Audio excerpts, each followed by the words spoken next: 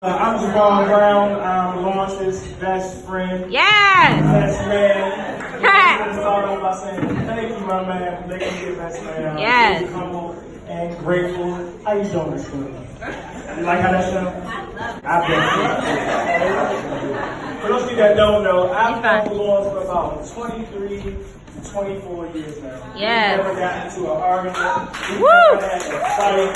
The only one time I can recall that we got a little argument is when we were trying to surprise our other best friend John for his surprise birthday party. It was a little pressure, so we got into a little argument. But we've been good since then. I can't remember exactly how I met Lawrence, but I know in my mind it probably went something like, "You from my neighborhood?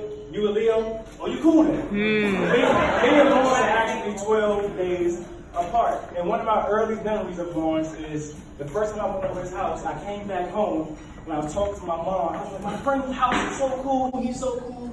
I was like, "It's like Dr. Doolittle over there." His dad is a dentist, his mom's a nurse, they got like 3 dogs, they got fish in the pond in the background, all this wildlife. They got rice landscape, they got like 2 birds and this guy walking around with the bird shit like an eye. And then from then on, we played with all boys and girls together, got to class together sometimes, did everything together. You couldn't see one without the other.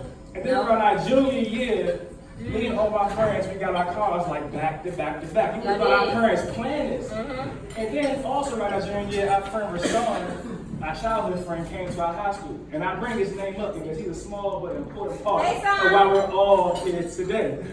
So on the weekends, we would get up in the morning around, early in the morning. I call everybody and say, "Let's go. I don't know where we're going. But Rashawn had a cell phone. And the cell phone wasn't on. But it was his dictionary. So he'll get one of our phones. And he'll make all these calls. And then from 1 p.m. to early in the AM, we was gone. Burning PG County up, PC streets. We'll leave out of Ardmore, out of Landover. Nigga left for me, okay?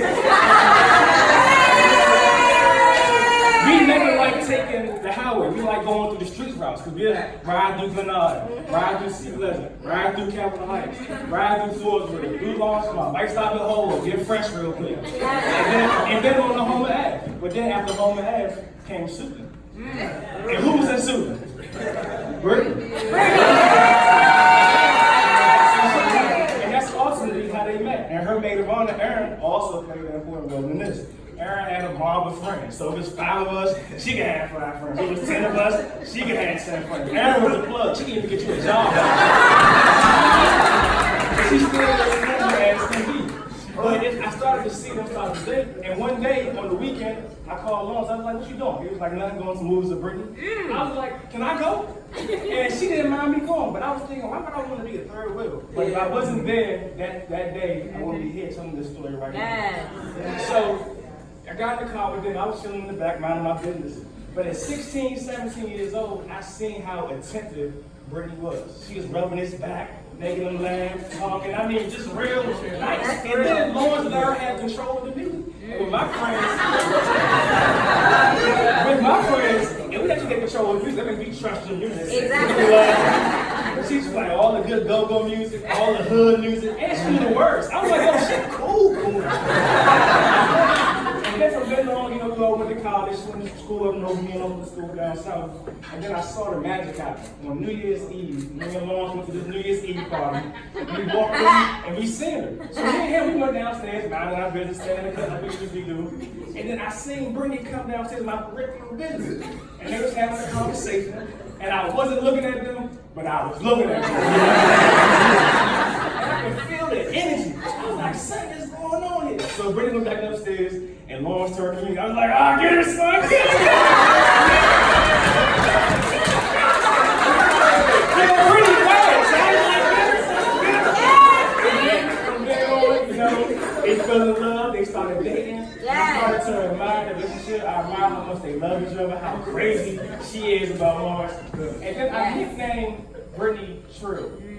Trill is a play on her old last name Hill, and it's also a Texas Southern slang that means true and real. And Brittany, you are all of that and more. You are true to Clooney, you are true to your family and friends, you are true to your word, and your love for Lawrence is as real as it gets.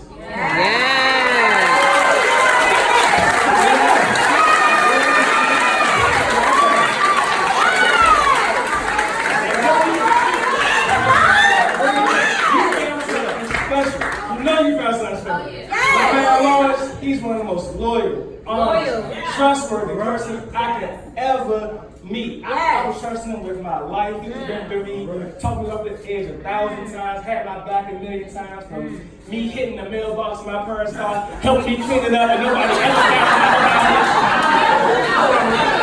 me and all my friends go out of town together. He always trusts me with the money because he gonna make it add up.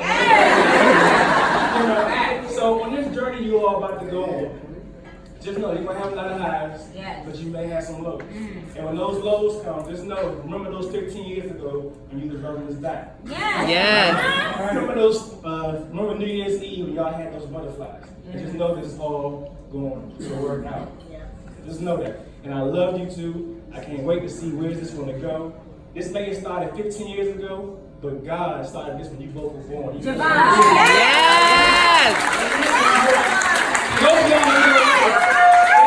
out as a kind of working partners, and now they are soulmates. And if y'all ever need me for anything, like always, y'all can call me. I'll be there for y'all in like 1 Corinthians 16, 14.